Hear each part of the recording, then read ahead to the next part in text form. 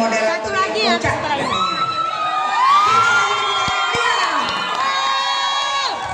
Kalian SMP. Nggak ada terbakar ya. Ini SMP.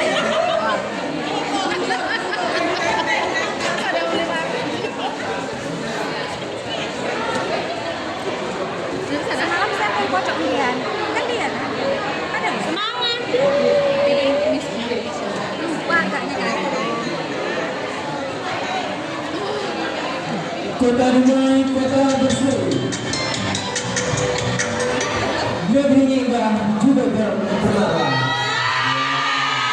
Kini tiba giliran Lokus kami bersama-sama membaca basmalah. Assalamualaikum warahmatullahi wabarakatuh. Waalaikumsalam warahmatullahi wabarakatuh. Semangat ya para hadirin. Ini juga saatnya dari Lokus 2 akan berbagi praktik lainnya. Sebelum itu tentunya lebih baik perkenalan diri dari saya, yaitu Haryanto dari SDN 003 Kabupaten. Dan dilanjutkan oleh rekan kami.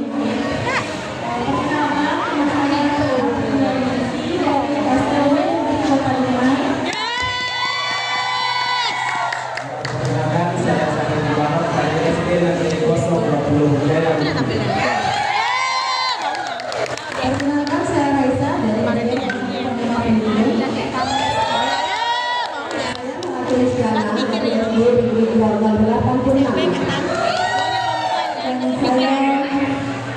Dan saya pribadi kami lebih kompleks dengan nomor 86. Pembelajaran yang menciptakan. Ulang lagi, ulang lagi.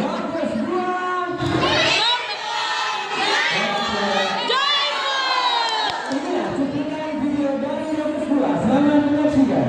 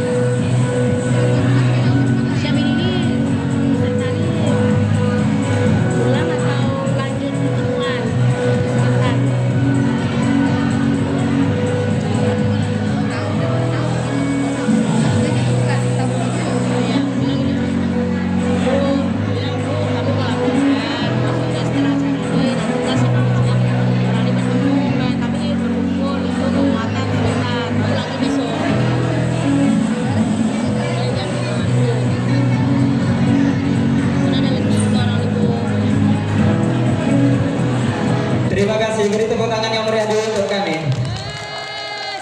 Ya, kita semua sudah menyaksikan cuplikan video yang sudah kami sajikan dari Lokus 2. Kami sudah menyediakan narasumber terpercaya dari Lokus kami, Bu Raisa ya, selaku role modelnya guru pembelajaran mendalam. Untuk diketahui bahwa video kami yang kami buat adalah terkhususkan kelas rendah. Sebagai pelaku role modelnya itu Bu Raisa.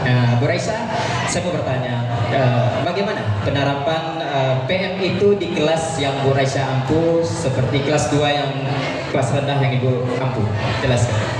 Terima kasih kepada Pak Nih. Anies. Ya. Saya menerapkan konsep pembelajaran mendalam dalam kegiatan pembelajaran saya.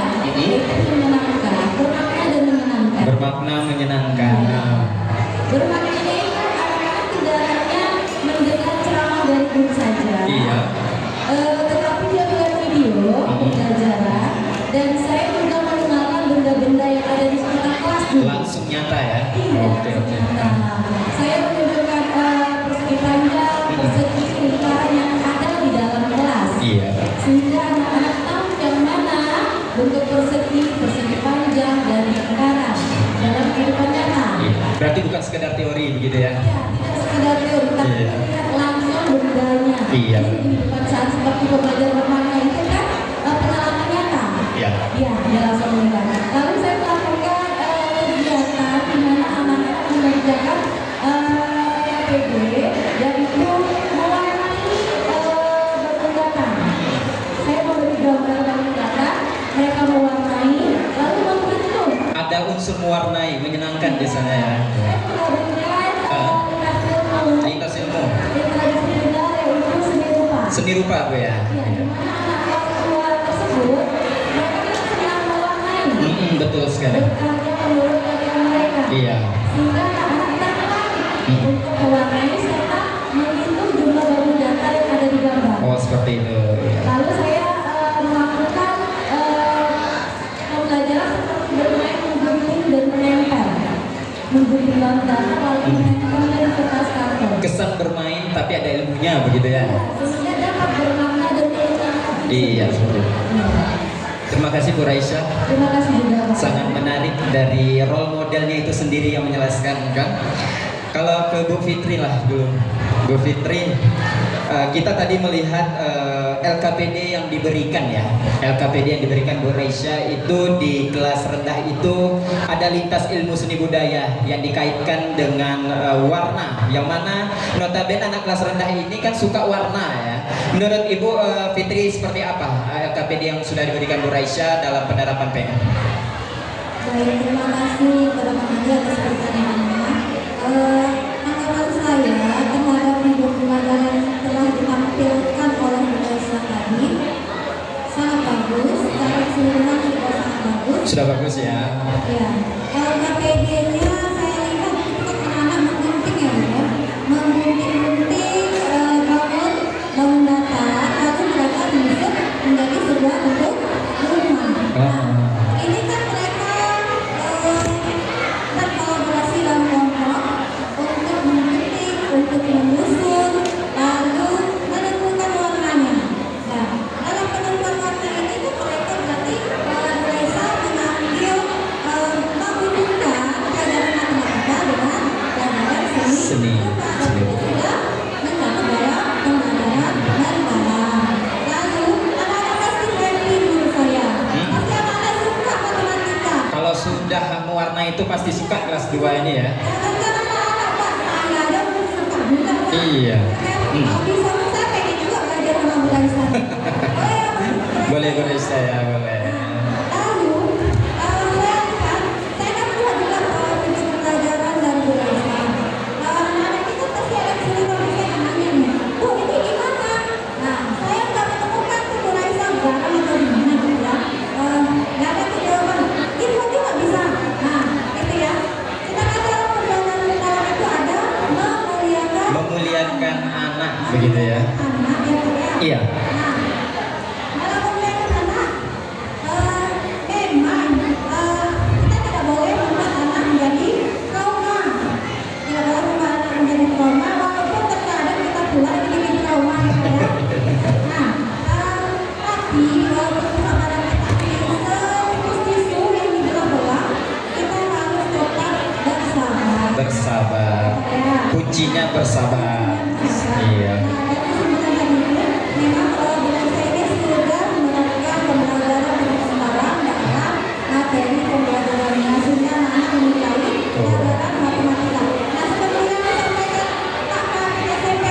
Iya. Cuma katanya udah pergi ya, udah pulang. Nggak ada lagi.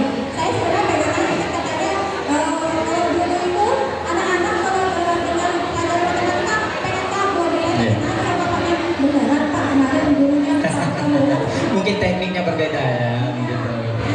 Dengan adanya pembelajaran kemarin ini, semoga anak-anak kita termasuk kita lah Pak ya. Iya. Lebih banyak pelajaran matematika. Itu harapan kita semua ya.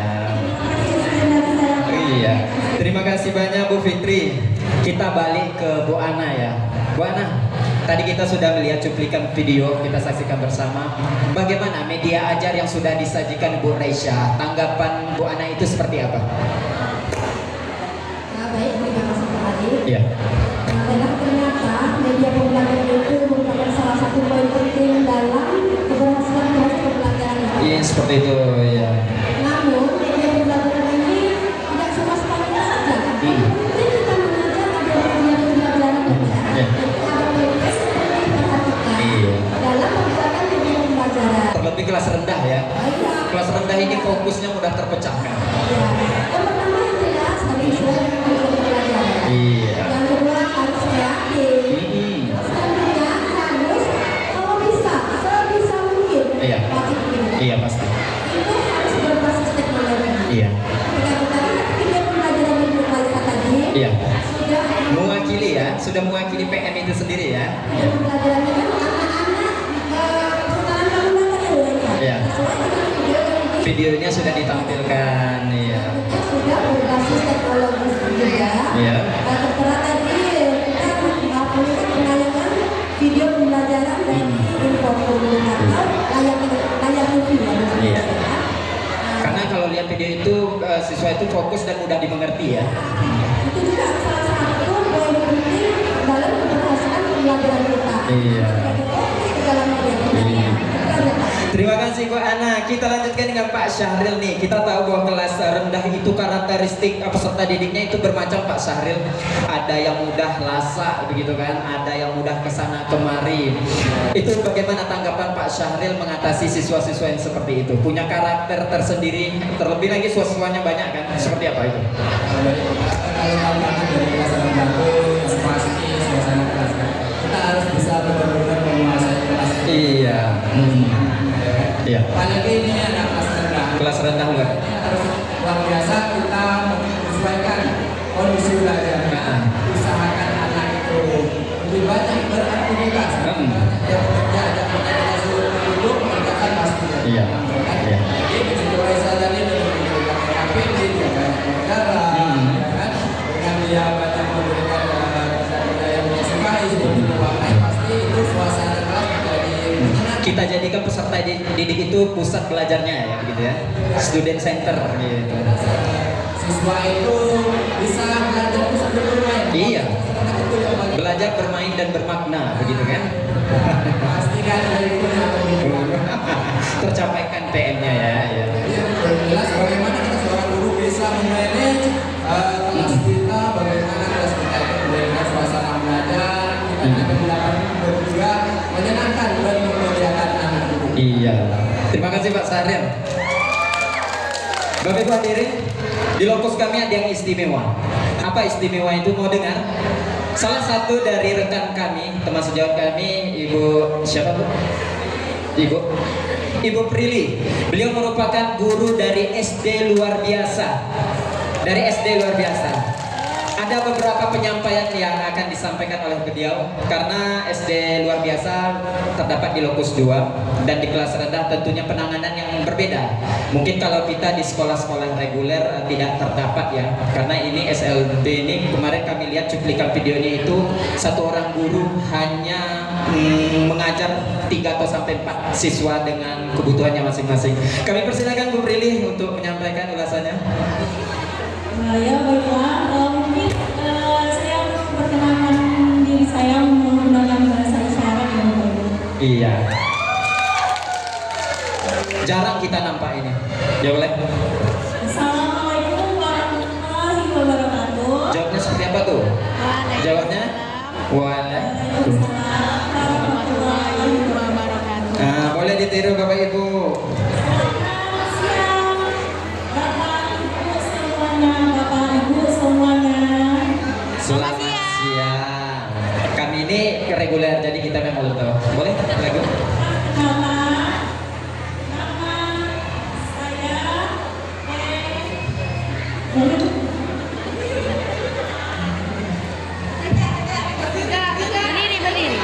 Oke.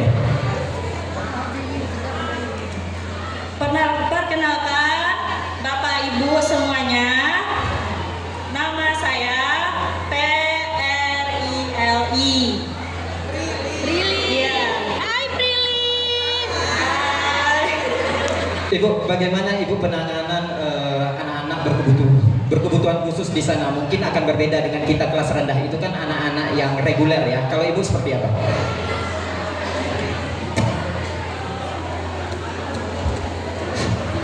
Baiklah, pertanyaan dari Pak Ari, bagaimana penerapan pembelajaran mendalam di SLB? Sebenarnya pembelajaran mendalam itu sudah kami terapkan dari sebelum-sebelumnya, dari pembelajaran diferensiasi dan pembelajaran mendalam. Karena pembelajaran diferensiasi itu kan menyesuaikan kebutuhan anak dan menyesuaikan karakteristik anak. Sedangkan di SLB itu kan sudah ada kita sudah membedakan dari kebutuhan, dari karakteristik anak, serta ketunaan anak. Dari ketunaannya itu ada tunanetra, tunarungu, tunagrahita, tunadaksa, autis, dan ADHD. Penanganannya beda-beda. Iya, penganannya beda-beda dan gurunya juga beda-beda. Kebetulan saya mengajar di kelas tunarungu dan juga ada fasilitator Lokus 2 itu guru tunanetra Bu Maya, dan juga ada Bu Anissa Lokus 2 juga ngajar tunarungu kelas rendah. Nah, perbedaannya apa dari pembelajaran mendalam SLB dan SD? Perbedaannya itu mungkin pada fase dari CP-nya ya Bapak Ibu. Ya, CP-nya juga berbeda, dari reguler sama SLB itu sudah berbeda. Ya, dan juga apalagi kita selalu lintas fase. Misalnya saya mengajar kelas 7 SMP tunarungu, tetapi kemampuan anak itu berada di fase B misalnya Bapak Ibu. Nah, makanya itu kita menerapkan CP-nya itu lebih sederhana lagi. Misalnya bangun datar. Bangun datar itu nggak mungkin kita anak-anak sudah bisa segi 5, segi banyak itu. Tapi kita turunkan menjadi segitiga, persegi, mungkin dari situ terlebih dahulu.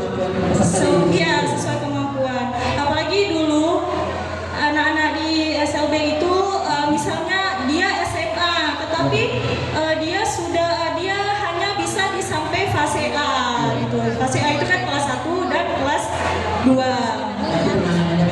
Penanganannya berbeda-beda. Nah, bagaimana penerapan pembelajaran mendalamnya?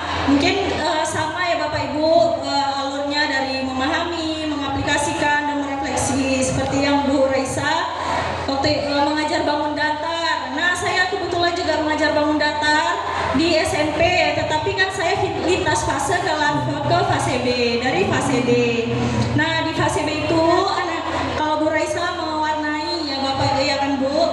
Kalau saya itu waktu itu saya ngajar anak tunarungu. Anak tunarungu itu mungkin bosan ya, karena mengajarnya mewarnai terus gitu. Jadi mungkin gaya belajarnya yang berbeda. Mereka lebih suka dengan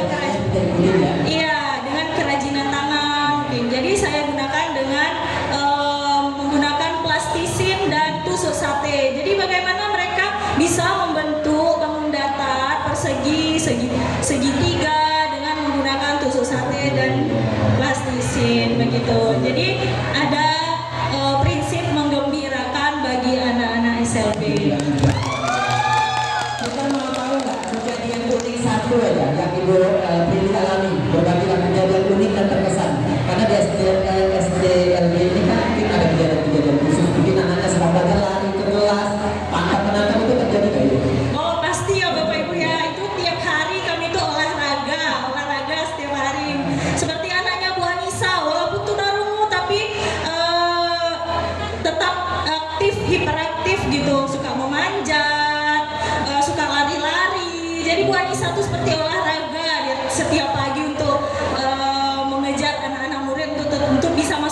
kelasnya gitu. Jawabannya luar biasa. Iya. Kalau kita mungkin mengajar anak yang mungkin cukup kita bicarakan bisa lebih tenang. Kalau itu pilih menangkap anak bisa keluar. Jadi mana ya? Kejadian juga sama rumahnya. Inilah perbedaan di SLB dengan kelas rendah di kita reguler. Memang penanganannya berbeda. Terima kasih untuk berdua. Ya, sama-sama. Baik, demikianlah bincang-bincang kami dari Lokus 2 yang sangat luar biasa, yang mana kita bisa tarik kesimpulan benang merahnya bahwa kita lempar satu sesi pertanyaan dari audiens lah. Ada ibu yang nunjuk tangan berbaju merah, boleh dibantu tim yang lain. Boleh, mic dibantu. Kita kasih satu kesempatan pertanyaan dari audiens. Perkenalkan nama ibu. Terima kasih teman-teman kepada Lokus 2. Lokus 2. Sangat menarik sekali ya. Iya. Perkenalkan nama saya Heri Susanti SPD. Saya mengajar di SDN 06 Teluk Benjai. Ibu Santi ya. Dari sisi. Ibu Susi.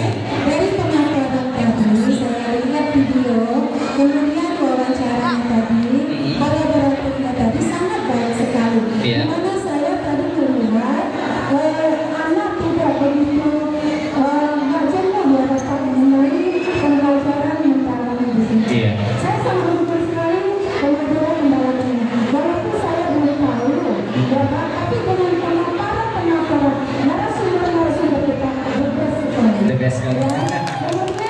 Terima kasih. Bu Prilly. Iya.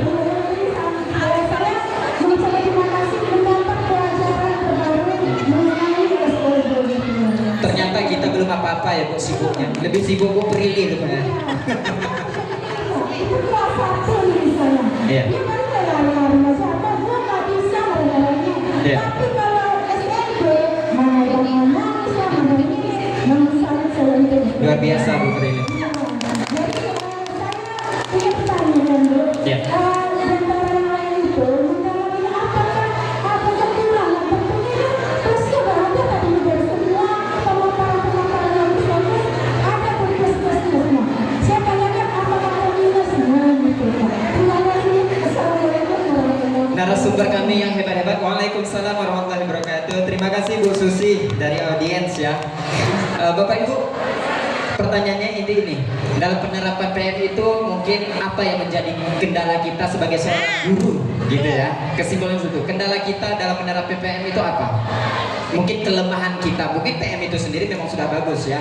Namanya kita guru pasti punya kekurangan. Kita kaji diri kita. Dalam menjalani itu apa yang menjadi kekurangan kita? Boleh ada yang bisa bantu narasumber hebat? Ibu Ana ya? Silakan. Ya, baiklah, terima kasih Bu. Di sini saya akan coba menjawab dari pengalaman kita sendiri ya. Iya. Mungkin karena atau dari sisi kekurangannya ya Bu ya. Kalau saya sendiri, saya itu mungkin guru lebih banyak mengubah mindset ya dari PPT ke PPP. Pola lama menjadi pola bertumbuh ya. Kita itu hanya menyampaikan bagaimana kita menghabiskan materi saja gitu ya Bu ya. Dan sekarang harus kita lakukan untuk bagaimana selain materi kita juga harus membuat pembelajaran itu menyenangkan. Itu salah satunya Bu. Mengubah mindset kita dari PPP. Iya. Terima kasih. Itu aja. Ada pembahasan lagi. Waktu juga. Udah. Pak Saril ada? Termasuk sudah rangkum. Terima kasih Bu Ana sudah mewakili jawaban dari Lokus 2. Karenanya kita guru biasa ya, manusia biasa. Kadang untuk berubah itu butuh proses. Tapi jangan takut, kita perlu berubah untuk maju. Siap? Siap. Kami ada bingkisan untuk Ibu Susi. Kami perkenankan untuk maju ke depan. Kami minta saudara Bapak siapa? Pak Idris. Bapak Pak Idris. Siapa? Pak Rudi ya? Bu Fasil? Ibu Fasil, Bu Maya, Ibu guru dari SD luar biasa. Pak Rudi dampingi kami Pak. Fasil hebat, dampingi Fasil kami. Sebelumnya saya izin dulu ya. Saya mau nanya Bu Prilly Bu, bahasa isyarat ini apa artinya Bu? Apa Bu? Apa Bu?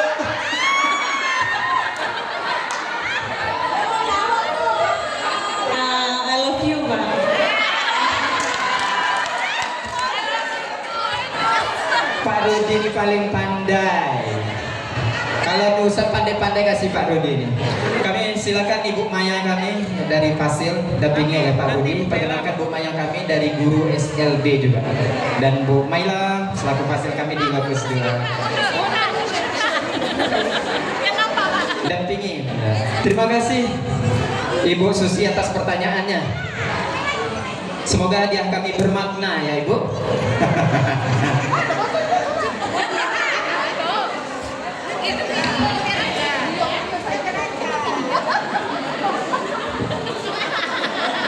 Baik, sembari hadiah dibagian, terima kasih Bu Susi, Bu Fasil, kami persilakan kembali ke tempat. Kita tutup dulu, nanti baru sesi foto. Dapat kita tarik kesimpulan benang merah dari lokus kami, yaitu bahwa kelas rendah harus dihadapi dengan penuh kesabaran. Terutama Bu Prilly, saya berpesan sabar-sabarlah Ibu, jadikan tugas itu tugas yang mulia ya Bu Prilly. Kalau kami di SD mungkin tidak separah Ibu Prilly. Dan kemudian bahwa kelas rendah tetap kita menerapkan PP, pembelajaran mendalamnya yang kita singkat BBM, berkesadaran, bermakna, dan menggembirakan. Demikian dari Lokus 2. Sebelum saya tutup, saya ada sebuah pantun, entah dua pantun nih. Pergi ke Pantai Kuning membawa bekalan, duduk di pondok belantaikan papan. Bapak Ibu sudah diberikan pembekalan. Semoga ilmu PM dapat diterapkan. Sebiji lagi. Makan roti dengan mentega, rasanya enak tanpa banding. Sampai di sini pertemuan kita. Mari terapkan PM di sekolah masing-masing. Akhir kata, wabillahi taufiq wal hidayah. Wassalamualaikum warahmatullahi wabarakatuh. Kami jemput hasil kami dengan rekan sejawat untuk dapat foto bersama. Terima kasih.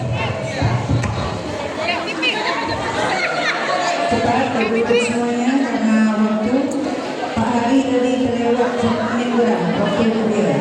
Berpantunya satu dua yang dulu mencolok.